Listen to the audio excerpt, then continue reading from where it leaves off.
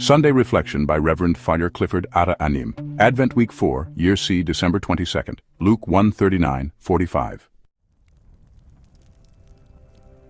Today's readings highlight how Jesus is continually reborn in the everyday lives of ordinary people who are open to answering God's call and committed to fulfilling His will. These scriptures encourage us to let the spirit of Christmas inspire us to live in loving obedience, mirroring the humility and generosity of Mary and Jesus. In the first reading, the prophet Micah reassures the Israelites of God's faithfulness.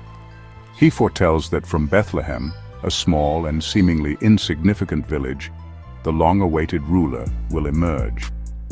Today's responsorial psalm, Psalm 80, is a plea for divine favor, as seen in the third stanza, O Shepherd of Israel, hearken. From your throne upon the cherubim, shine forth, rouse your power and come to save us. This prayer points to the Davidic king and foreshadows Christ's arrival.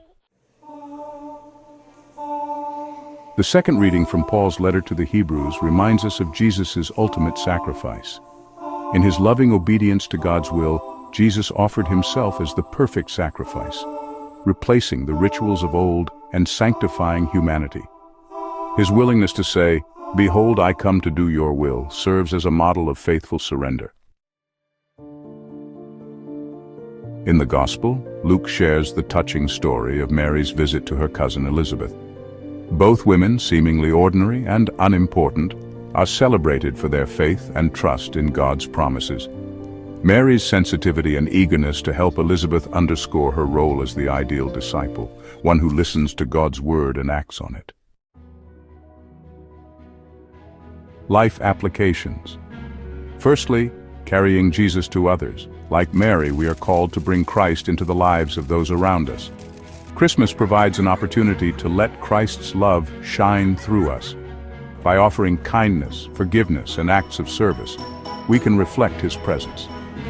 Let us take time during this season to visit the sick, lonely, or homebound, bringing encouragement and helping them feel closer to God.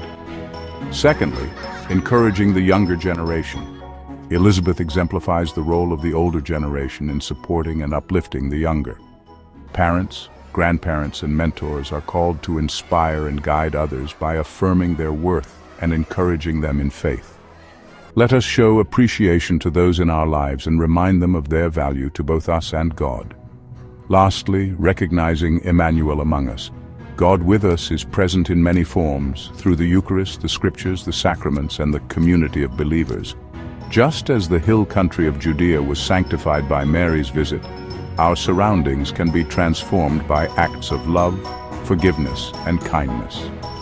Let us carry Christ to others in tangible ways. By living out these messages, we embody the true spirit of Christmas and become vessels of God's love in the world.